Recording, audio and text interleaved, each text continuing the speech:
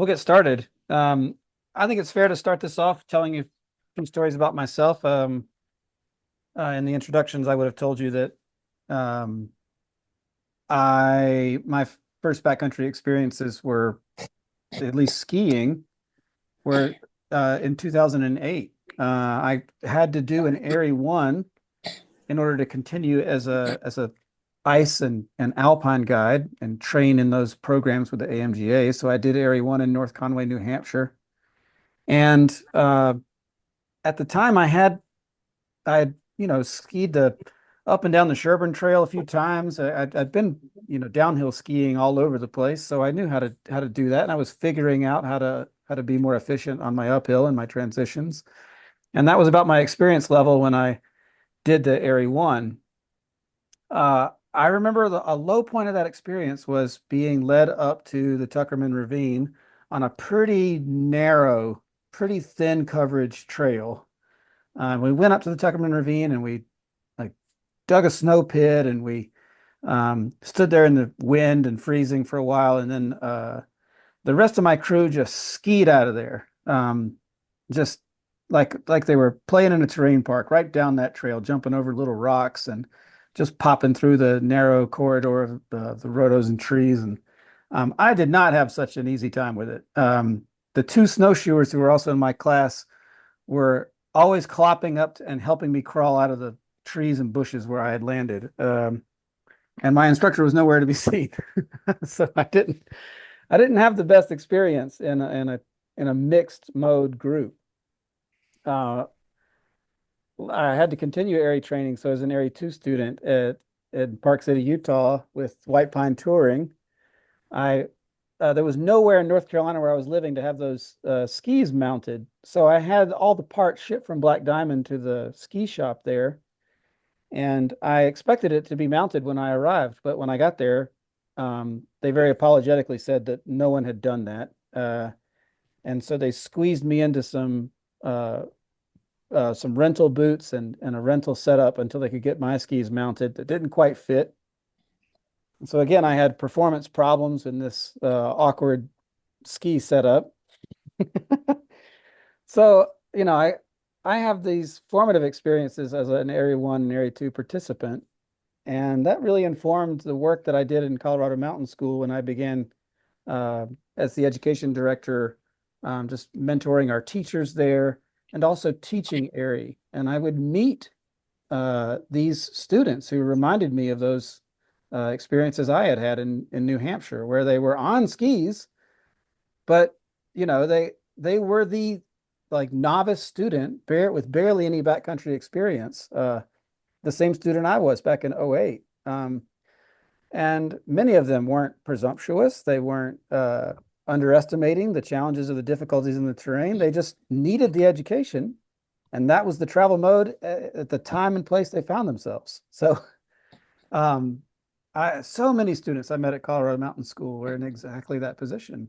Um, so it's just lets you all know a little bit about me as I moved into my work at Colorado Mountain School and now my work at AIARE. Next slide, please, Emma.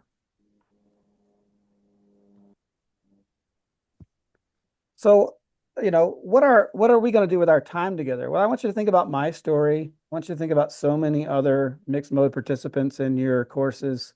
And I really want us to leave this session with a sense of understanding and empathy for those folks. Yeah, for sure, there are some people who just are just maybe a little too arrogant about what they're undertaking. But I don't think that's the most common explanation for the position our mixed modes participants find themselves in. For many, the mode of travel is the mode of travel that they will expose themselves to the avalanche hazard. And for many, they're just in the position they're in life and experience. And I hope we really emerge with a sense of understanding and empathy for those folks. And my second goal for our time together is that once we have some empathy and understanding, we can begin to start strategizing, brainstorming, and pre-planning for the mixed modes groups you may be teaching this winter, because there's definitely some strategies and tactics that I can impart to you and you can share with us from your own experience. So to achieve those goals, we have this first sessions. We're going to start by just defining what we mean by mixed modes. Then we're going to do a quick inventory of the challenges that come with that group. Then there's be an opportunity for a quick break, but of course, you're all adults, so if you need to take a break, please do that whenever needed. But there will be a time for me to have a break and for all of you to have a formal break right in the middle of the two sessions. We'll do a third session where you'll hear some of my facilitation and teaching tactics, and then we'll also break out and share some of the others that are just out there that you all have already discovered yourselves. And we'll finish with a summary and a Q&A session. So that's our itinerary and our goals. Let's move forward with the next slide. Okay, so first we need to sort of define what we mean by mixed modes. So what I'd love for you to do is just you can look down from your screen and you can work in a Word doc or a Google Doc, or you can work with a paper and pencil and just take 1 minute. I'm going to time you as soon as I quit talking.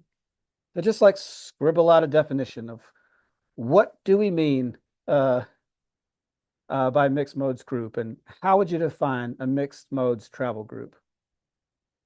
And let's see, I'll start 1 minute right now.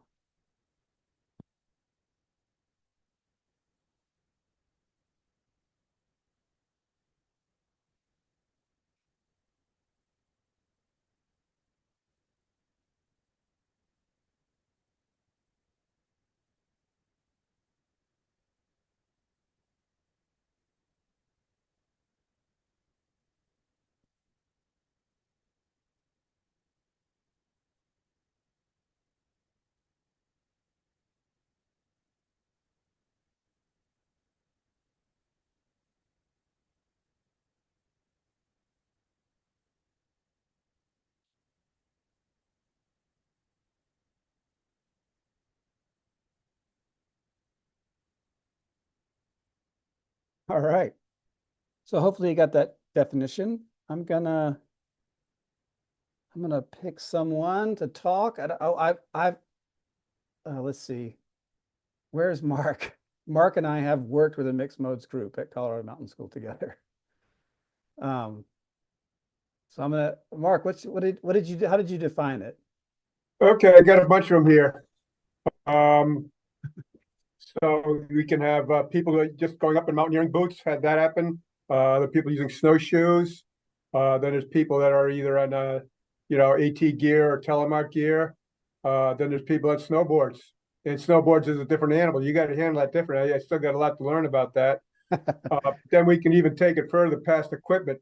I mean, there's people that are slow versus fast. I mean, you could have an Olympic athlete in your group versus somebody that, well, maybe is getting back into the scene and they're really not in great shape, or they just haven't had it dialed. I haven't done it in a while. It's kind of tough, even if you're in reasonably good shape. And then there's experience versus inexperience. So that's kind of a different mode of travel right there. Some people that just still haven't gotten it together yet, whether to use risers or not. Especially you go up the Tuckerman Ravine trails, you can get kind of steep and all that. So yeah, those are the things I came up with. Great. I knew I called on the right person, Mark. Um, let's see. Next slide, please, Emma. I just an image here with some ideas that sort of give us a representation of what Mark just said. When we're talking about mixed modes groups, there's just these dissimilarities are where we focus our attention. Mark listed a bunch of dissimilar travel modes, and that is, he listed a few. We're going to see some more in a later slide. But let's not forget the other dissimilarities that make the group mixed mode. One would be a dissimilar experience. Um, the person who's been doing backcountry travel for a long time is just more efficient, more familiar with their equipment, more familiar with the environment. Uh, so there's dissimilar experience. And there's also two other ones that I'm going to differentiate. This is dissimilar capabilities and dissimilar abilities. So maybe I have a tremendous amount of ability because I'm fit and experienced, but maybe my capabilities are diminished because of maybe I'm injured, or maybe I don't have my typical equipment. retinue because I traveled to the course venue. Or maybe my capabilities are being diminished by the fact that I'm with this group of people that I'm unfamiliar with. Like there's all kinds of things that could diminish someone's capabilities outside of their abilities or their experience. So the point is that these dissimilarities make it a mixed modes group, right? So I want to dive into this a little bit and get you to start thinking about some of these dissimilarities. And as we go through it, think of the people too. Think of the students. Think of the people you've seen out there traveling. And as we go through them, you can put some, in your imagination, put some faces and names to some of these archetypes. Next slide, please. All right, so dissimilar travel modes. Here are five that I see most common, and I have them listed here. I also have assigned a number value to them, and I know the split boarders might take offense to this, so just forgive me. It's just because the number value is a little helpful later on. But I've assigned a number value based on just how efficient they are in the terrain, and whether it's transition or just something that makes them more efficient in the terrain. So if we have someone traveling without snowshoes, these could be alpinists, ice climbers, hikers who are used to having well-packed trails that they travel on. But for whatever reason, they come to course without snowshoes. And that's the way they're used to traveling in the winter backcountry. As soon as the snow conditions change underfoot, they are going to struggle to travel. And so a lot of those folks maybe learn to snowshoe. They maybe go buy some snowshoes and learn to snowshoe, and they just have better flotation. And we have tons of winter hikers and winter travelers who their entire life is on snowshoe. So maybe that's a bird watcher. Maybe that's a photographer. Maybe that's someone here in Colorado who's bagging 14ers on snowshoes in the winter. Like that's really common. Next, we see this a lot. We see someone who's walking on snowshoes, but they're carrying a snowboard. Or I've seen skis as well, but skis are less common because they also have to carry ski boots. Transition means changing shoes. I've seen that, but the most common one I see is the person walking on snowshoes carrying a snowboard.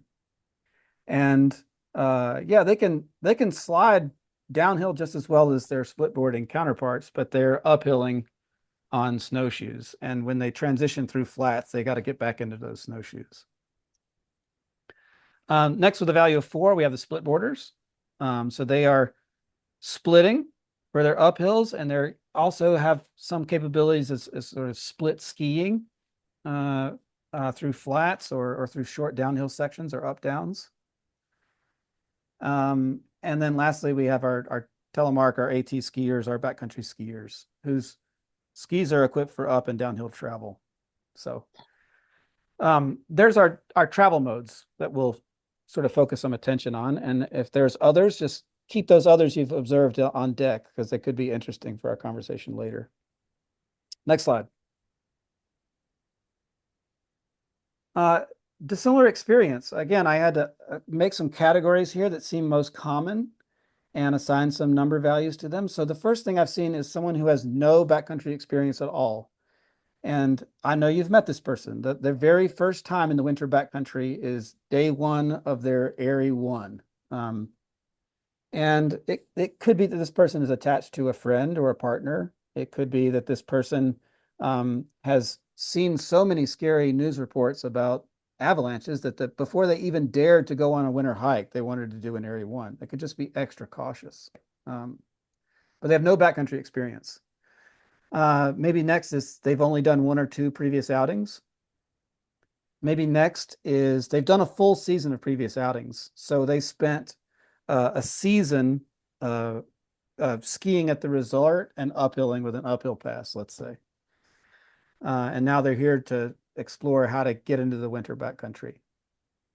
Maybe next we have multiple seasons of previous outings. And then lastly, with our highest point value, we have 10 or more seasons of previous outings. Right. So these kind of big categories of experience with number values. Next slide. Okay, next we have these dissimilar abilities and capabilities. So the first one I think we might inventory here with a number 1 number value is they have minimal up or down ability. They just if it's a flat trail, they can do with that, but whether it's fitness or injury, they have very minimal up or down ability. Next, I think they have up ability, but very minimal down ability. And snowshoers have minimal down ability. They can walk down, but they can't slide down. They don't have the same downhill efficiency as the sliders. Next, we have minimal up ability. This might be due to fitness or injury, but they have down ability. So I know you know this. Like the part they're dreading the most. I've seen this person, they're hung over and they're dreading the uphill, even the shortest skinner uphill. But as soon as you get them to click in those heels, they're ready to slide, you know? So at number 4, we have up and down ability. And then at number 5, we have up and down ability that meets or exceeds the instructor. So they're just as fit and just as proficient as you are, up and down. Next slide. Okay. So if those are the sort of categories that integrate with each other and form these mixed modes groups, then this is where the challenges come. Is when all these different people are in the same group. So the challenges start popping up.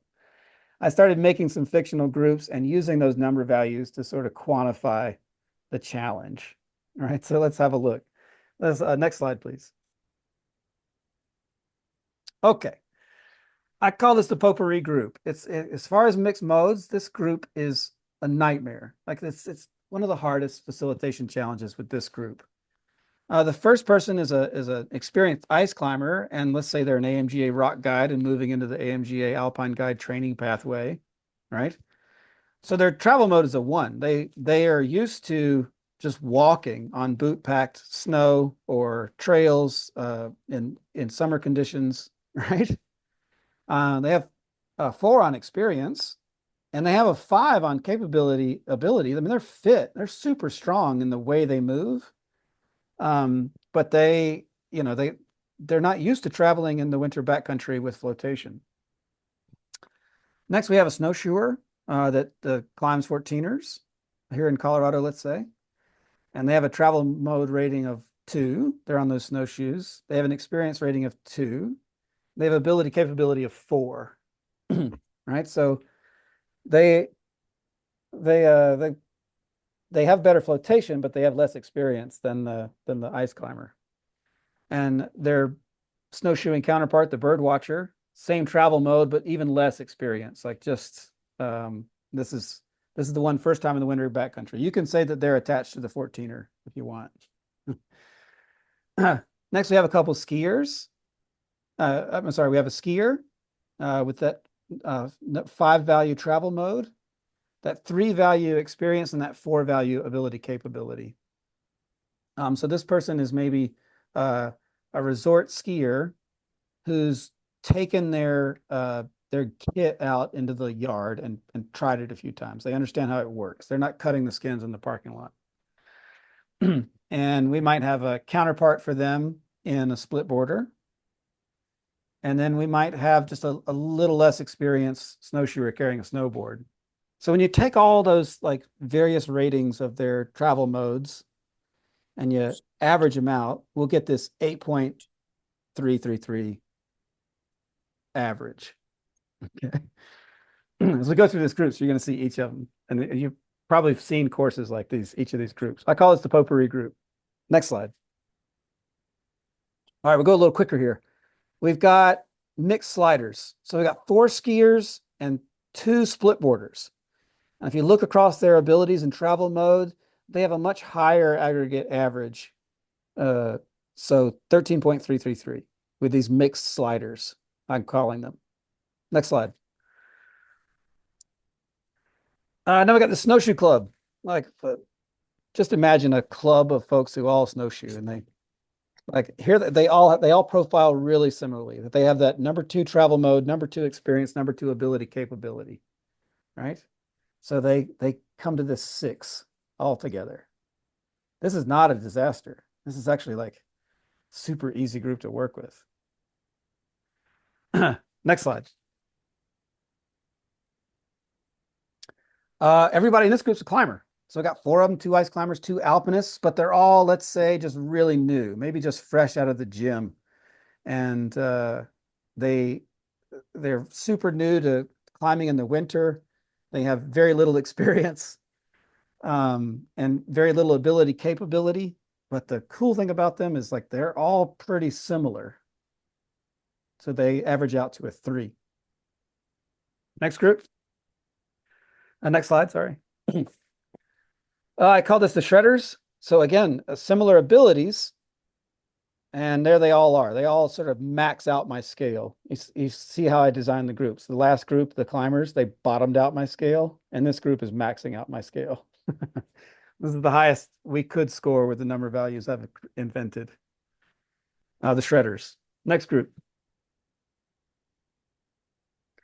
My final group here, I call them the Three Bears group because I just sort of unfairly lined up the lowest experienced and abilities with the travel mode. So the no snowshoes the lowest, the snowshoes are the second highest, snowshoes carrying next, split boards next, and telemark ATs are next with a average score. That score is wrong. I think I got it right in my, I think it's actually a 9. I had my formula wrong for my spreadsheet before I pasted, but I think that group score is a 9. Next slide, please. So when you have these various groups with all these number valued combinations, I think you encounter some decision-making challenges. There's 5 that I really want you to think about right now. You've got to decide. Oh, so previous slide. This one. Yes, thank you. You've got to decide if you can achieve some kind of travel mode uniformity, either by getting those climbers to walk in snowshoes or getting some of those skiers to walk in snowshoes, or getting everyone to just walk. It's definitely when it's low coverage, thin enough conditions, we can all walk. Or you can consider how you're traveling. Like if everyone in your crew is snowshoeing, I got to think it's a good opportunity for you to snowshoe as well. You got to make this choice about your travel mode uniformity. Can you create some of it? When you're getting into these groups with various fitness abilities and various capabilities, then you got to consider the length of the tour you're going to go take. And similarly, you got to consider the amount of vertical relief you're going to make these people do. And lastly, it's like, I mean, next, consider some uniform flotation. So definitely maybe getting those folks who are just hiking in boots into some snowshoes. And lastly, as all these capabilities and various flotation techniques, maybe you should really consider how much you want to expose your group to avalanche terrain, regardless of the forecast. Next slide.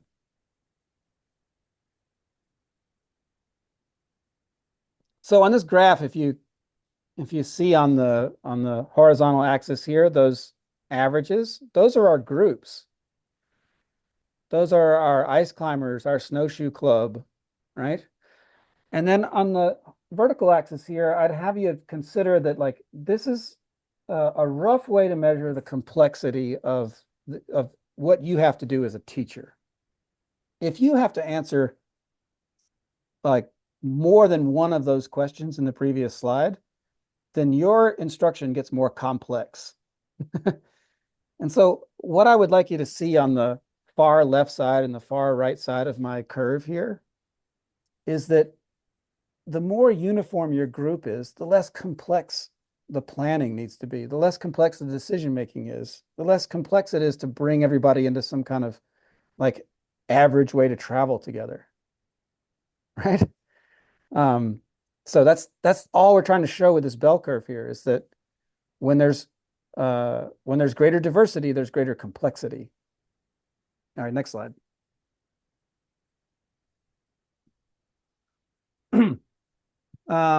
Okay, so I want to do breakouts again, Emma. And what I really hope that you can take 3 minutes brainstorming in your smaller groups are like ways that you can create that uniformity? Like, are there ways that you can minimize the challenges posed by mixed modes groups? Um, and yeah, that's the question. Like, I'm sure you've done some of this together as course leaders and instructors and providers. But an inventory of the tactics we can use to minimize these challenges of diversity. And we can go into the breakouts as soon as you send us, Emma. Awesome. Something for us to manage, and kind of incorporating group dynamics, and can really serve as a learning opportunity for the group that we're traveling with. Cool. Yeah, tone setting. Yeah. I, I would agree, Kelly. I think that that's super important. The one thing I do is, get information up front, what modes of travel. I make similar assumptions like you made with travel speeds and modes and kind of a quantitative analysis of it. And then I start to trip plan where I can go. If I know I have snowboarders, I want to choose terrain that doesn't have long flat outs, Mhm. right? Split borders. If I have snowshoers, I want to think, like you had mentioned, the vertical relief, the length of the tour, those types of things. So to me, that pre-communication is great too, for me as an instructor to pre-plan what I'm going to do. Uh, Always, again, looking at student outcomes. And then, yeah, Kelly, team building, I think is super important. They need to, and this came out of our group, identify as a group. If they can identify as a group together, we're going to move together, communicate together, make decisions together, right? Oh, I love that, TJ. We're gonna get into the facilitation tactics soon, and it occurs to me that everything I'm going to suggest to you is moot if people don't consider themselves part of a team. That's great. Yeah, TJ, to follow up with your point there, the next day, on that Saturday afternoon or Saturday night when they're doing their trip plan, it's so cool to see the team come together and people make the Sunday trip plan or the third day trip plan to accommodate everyone without us instigating whatsoever. They're looking at the topo and they're digging in and they're like, oh, hold on a second, check this out. There's a flat spot right here, or there's this or that. And they're all trying to accommodate each other in that trip plan. It's really cool. Nice. And also, I think it's really important to realize that like ice climbers versus skiers have completely different eyes on terrain.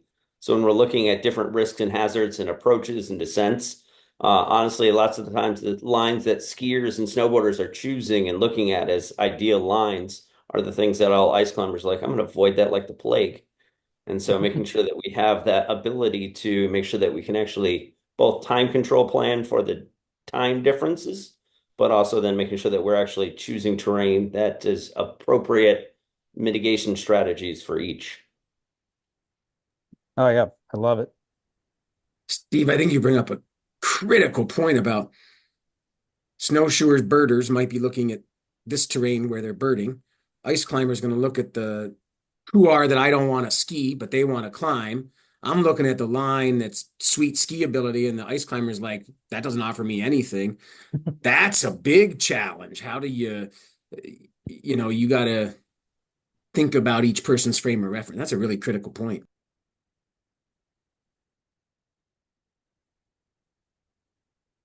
Nice. Any other folks come up with something we haven't heard yet?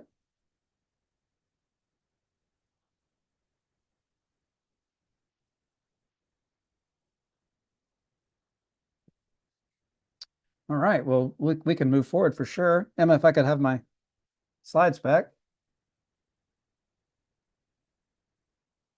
Yes, the next one.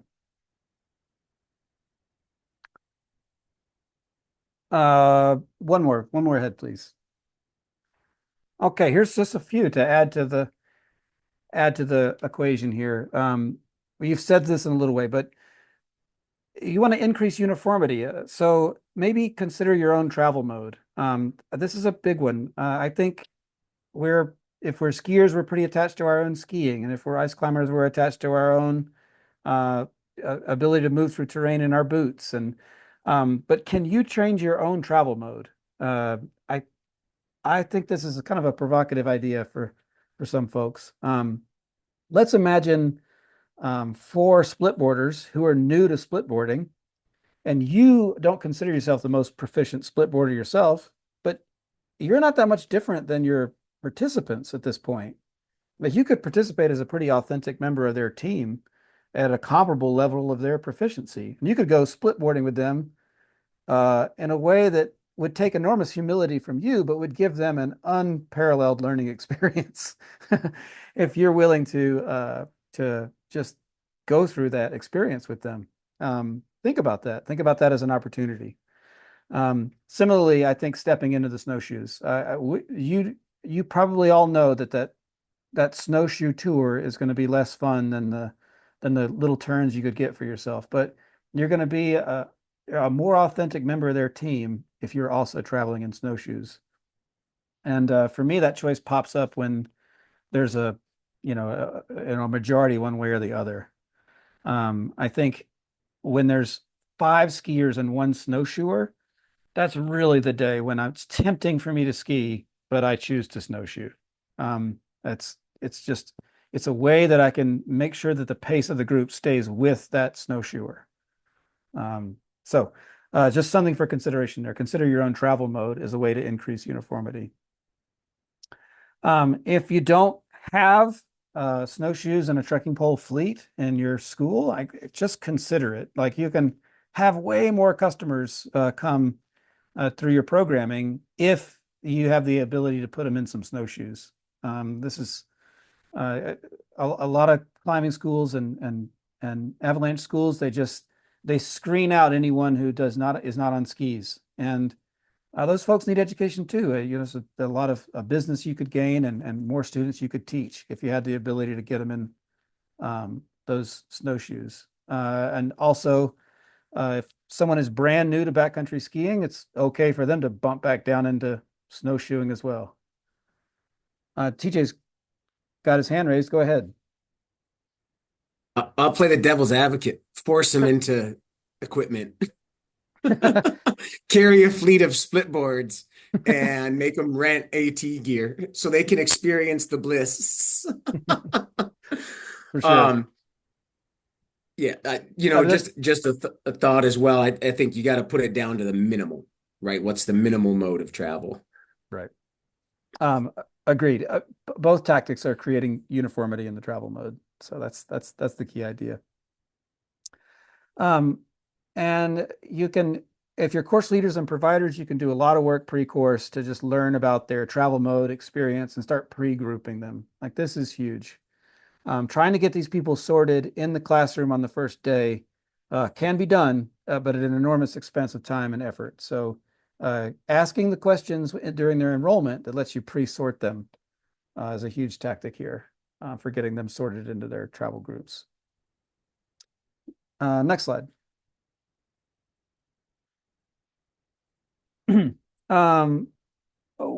Let's see. We have got 20 minutes left. And this is our time for our break. I am going to run for a little bio break. I encourage you all to do the same.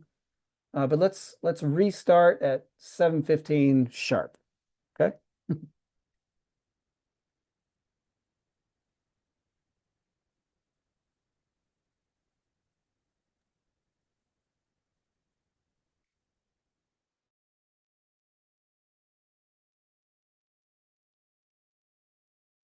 If anyone is sticking around, I'll throw out a discussion thought.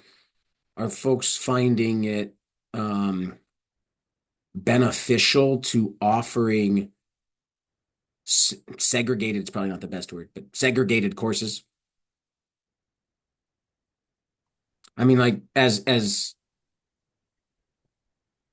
maybe splitboarders and skiers make sense, right? But maybe snowshoers and alpinists and whatnot running just a ice climbing specific avalanche course. I don't know if that can be filled. So I've not done it, but I've been in classes that have been like, okay, this is for skiers and snowboarders only, where they have segregated it up front. And it has worked well. Because and then I've been in classes where, you have everything under the sun. And that one can definitely be more challenging. Hi, Sue here. I'm a big advocate for segregating those courses. And, at the end of the day, it all comes down to money, because providers, can't afford to split the classes because they need to be able to fill them. But I'm not a fan of doing snowshoers and skiers in the same class. Unfortunately I don't have a choice because some of the stuff that I do tends I've mentioned in my group that I tend to work in the search and rescue world a little bit more and do a lot of training in that aspect. And you don't always get to say, okay, well, you can only go to this class if you are on skis. So I end up dealing with a lot of snowshoers with a few skiers mixed in there. I also find it depends on what course we're talking about. Like a rescue course, I'm very happy always mixing all different modes of travel. A level Point. one, sometimes it can be more complex. And anytime I'm doing a rec two, then it is definitely mode of travel specific. There's no mixing in those cases. That makes a lot of sense, Steve. Yeah. Rescue, Yeah. it doesn't matter. You're running around in a kind of controlled area. So, I like that one. Yeah. Yeah, in a way, we're going to get to this slide in a minute, but the folks in snowshoes don't transition during the rescue practice. They can dig in their snowshoes, Yeah. So it's kind of cool how they can just move really efficiently in a rescue practice area. So for us, if we have a large group, say course leader and I have 18 or more students, day one in a level one, we don't split groups up. Day two, I split them up always, not just modes of travel, skill level. I mean, a whole bunch of things for day two, how they get split up so they have a better educational experience, move climbers and snowshoes one place, skiers and splitboarders, I don't really care because I guide them both. So I understand that mode of travel, but we certainly, fitness, we segregate. We move apart fitness and skills always. Nice. I mean, that's just, but we have the luxury to do it. I'm just teaching 6 students on my own. I have a private. It's usually a group of people that know each other, and I've taught enough where it works fine. I just, because they have certain outcomes they know they're getting. And with a mixed group, I tell them, we're going to go up the slope. I'm going to set a skin track for everyone, including snowshoers. And I sometimes put a specific person behind me so I know what speed I'm going. And it really hasn't been a problem. I think the students get a better outcomes if I can split them up. So Yeah. I love that, Charlie, and I like how your tactics are increasing uniformity. I guess a couple things for y'all to just think about, big picture, is that at AIARE's mission, we've, saving lives, saving all lives. So we'd love it if a provider was specializing in teaching AIARE to ice climbers or to snowshoers, but a lot of businesses are just like trying to get butts in seats. And so this CE is also designed for the area instructor that's working for that provider and trying to figure out how to make it work. They didn't have any choices in the way the business runs. They just have to figure out how to go teach 5 people today. So You're told, here's your clients for the day, meet them. Yeah. We're trying to give some education to that person too, who doesn't have the luxury of all the business decisions. There is that, and also the other side of that, though, is I find a lot of times some of the weird pairings of people, even from an ability standpoint, it's significant others. Like, Yeah. hey, we have this trip plan that we're going to go to Japan, and I'm bringing my new girlfriend, and this is her brand new first day on her new setup, and Yeah. or like friends who you have one ripper and one who's definitely more conservative, and that becomes the trickier spot of that separating and moving around, but it's capable. Nice. Well, we're all back from our break. We're going to move into our third session here, which is about facilitation.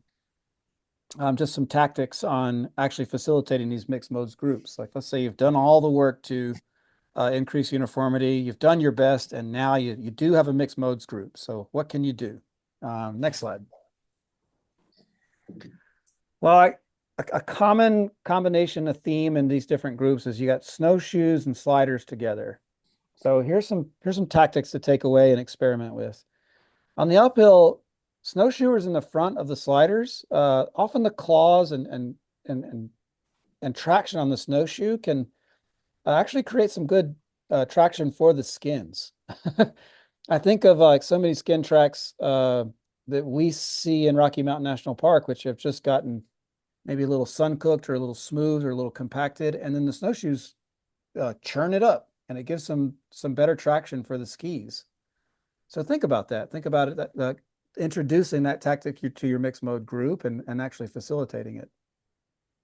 I think the snowshoes are good pace setters too. We don't want the group to get too spread out, and so having those snowshoers in the front often sets just the right pace that keeps the group together.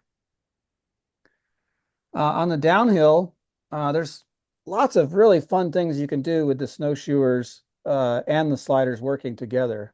On a busy day, if the snowshoers spread out downhill and station themselves at curves or chokes or junctions, they can warn uphill traffic of like the downhill sliders that are coming, the members of their team that are about to come down this trail.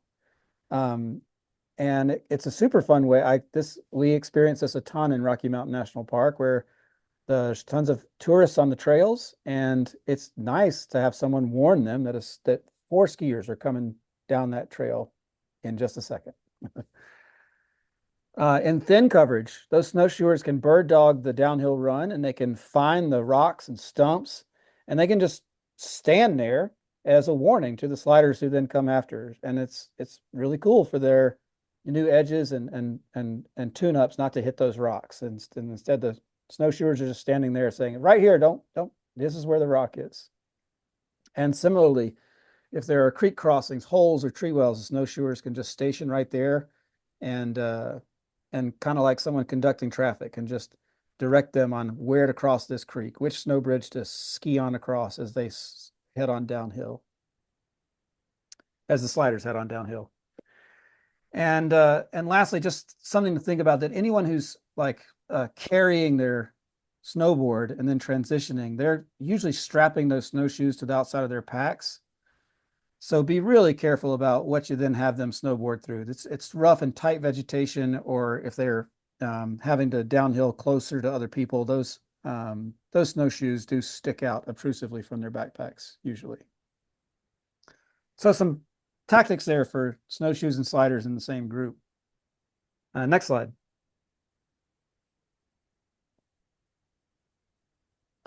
When you've got skis and split boarders together, I'm sure that you have had this happen commonly, but letting the split boarders lead that upper section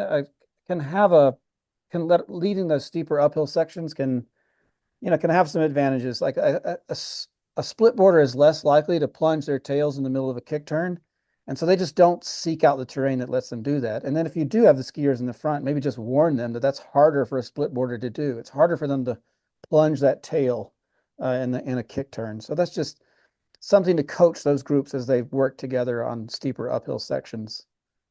And then on the downhill, I'm sure you've all experienced stuff like this, but skiers have to be more thoughtful about their snowboarding peers when they have flats, especially if where they choose to regroup or where they choose to pitch just makes the snowboarder then turn around and do another transition. If they could instead ride that speed on to the next downhill section, that's super advantageous for the split boarders. And so it's maybe you think about offering split boards the chance to lead more pitches who have a natural instinct for avoiding those flats and running those flats onto the next downhill section. Definitely, it's what much work as we can do to help those split boarders minimize the transitions. It's really something that the skiers need to think about. Next slide. Lastly, I think TJ mentioned this earlier, but the snowshoes are a huge asset in rescue instruction because they don't have to transition from up to down, because they can go up and down in their snowshoes, and they can dig and rescue and do almost all elements of a companion rescue in their snowshoes. They're super useful in rescue instruction.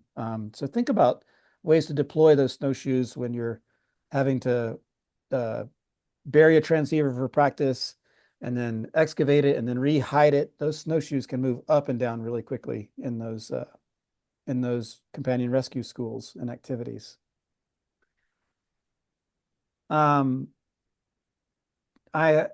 We're getting close to the end of our time, and so instead of doing a breakout, what I'd like us to do is just pop out of the slides, Emma. And instead of breakouts, let's just let folks share. Like, there's some tactics that I've given you here that I encourage you to experiment with, but I'm sure you have some of your own. So what are some facilitation tactics you have when snowshoes and sliders work together, when skis and splitboards work together, or in rescue? Let's use a few minutes here to share some of your tactics. So I'll start. Day one is not really a problem, I find, for level one. Second day, I rarely, if ever, let student lead. And I don't remember when I've done my last kick turn. Every turn is an AVA turn. That's just what it is. Guiding the Selkirks, all AVA turns. So that's not a problem for splitboarder or snowshoers. So that's how uphill works. And I just move the skiers uphill based on their skill level and shape of where they are behind me and who's the last person. So I'm pretty good. It's like, hey,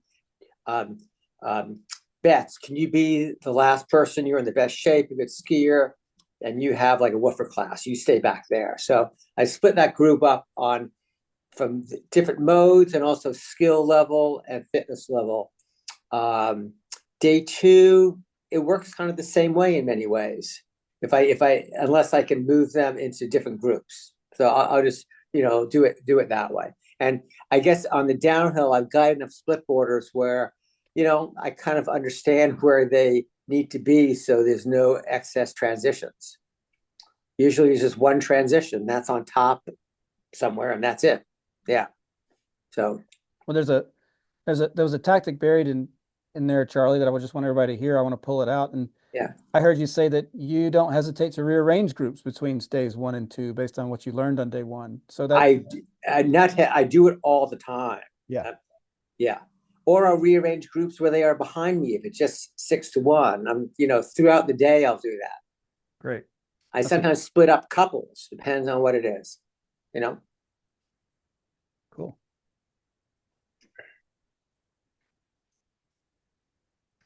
Other folks?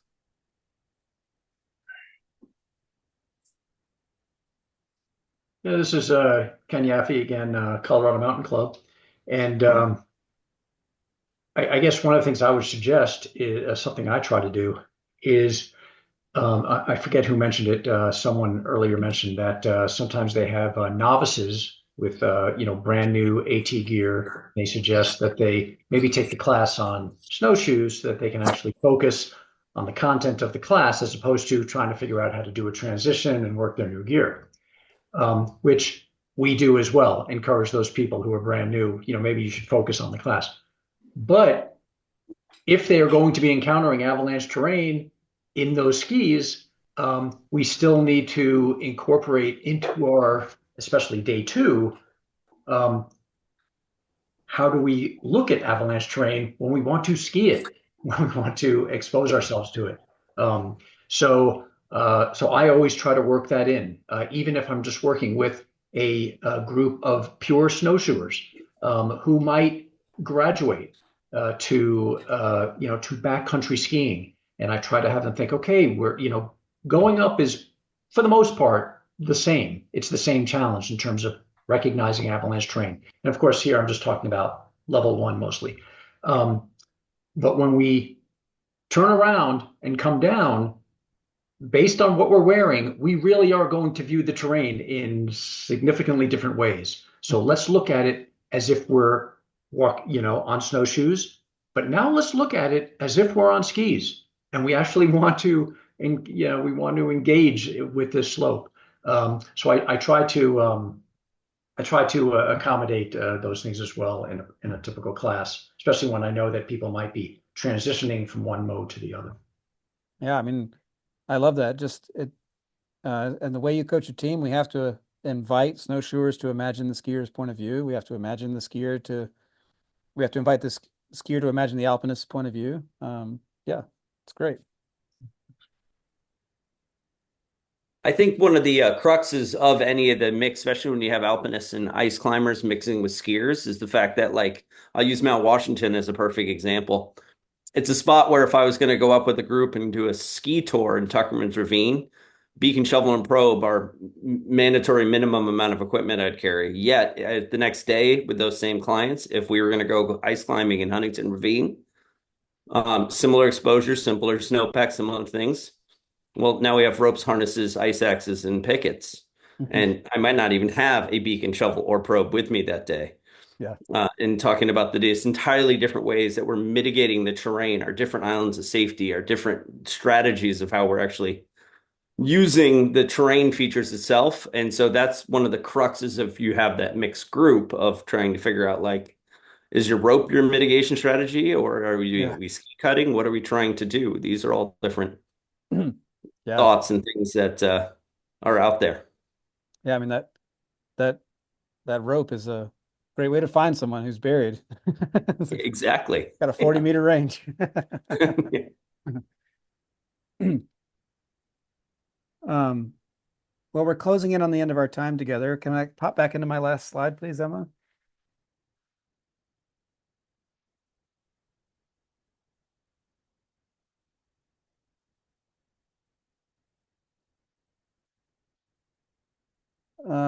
Yes, and next slide.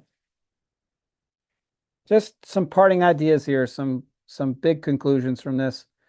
Remember, uniformity decreases complexity of your mixed mode group. So whether it's you choosing to travel similarly or grouping people of different ability of similar abilities together, inviting people to travel in a similar way to their peers, like these are all ways to decrease the complexity by increasing the uniformity. Next, if this mixed mode diversity is unavoidable, like remember that potpourri group, then teach the framework authentically. Think of the story I told you about my experience as an AIARE 1 student. I just got left behind. And I had a feeling that because I wasn't a skier, that I didn't have the same access to avalanche education. I missed the conversations in the front of the skin track. I missed all the teaching about ways that we could have choose to travel as a group because I was near the back with the snowshoers, and the snowshoers got none, didn't even get to ski. I mean, they got nothing. So if you have that group, try to do everything you can to give everyone the same education, the same access to the learning. And then as the facilitation tactics made clear, you can use that diversity advantageously if you're creative about it. And lastly, I hope that everyone's insights and some of the summaries of some of the problems and complexities have inspired you to start planning your season now. Like if you don't have a way to interview people about their travel mode and their experience in your admissions process, then maybe start designing that now before you start taking enrollments. If you don't have an idea for how you're going to use terrain with a mixed group, then go ahead and start looking at your terrain atlases and your tour plans a little differently in case that group comes up for you. Start working on your planning now. There's plenty of work to do long before the snow falls. I saw TJ raise his hand. As someone who, programs and schedules and whatnot, and Steve has brought up a lot today, and this has been a great presentation. Thank you very much. The tips and tactics have been spectacular. As the programmer, I thinking about these different groups and thinking about how, I'm not an alpinist, and I would fail miserably teaching alpinists identifying avalanche terrain for climbing, right? And not let me rephrase that. Sorry, that didn't come out right. But like, I don't have that lens. Right. Steve might have that lens. So I'm going to staff Steve on that course with alpinists. And so thinking programmatically, maybe not instructor level, but programmatic level, how you could, as the programmer, benefit your groups, maybe by segregation or integration of certain, modes and whatnot, but staffing with people that have that frame of reference and that experience. So thank you so much. This has been fantastic. Oh, it's my pleasure, TJ.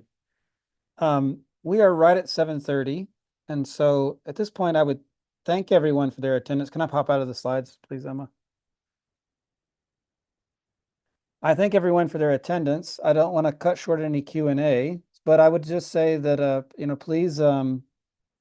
please feel free to go about your evening, but stick around if you want Q&A. Q&A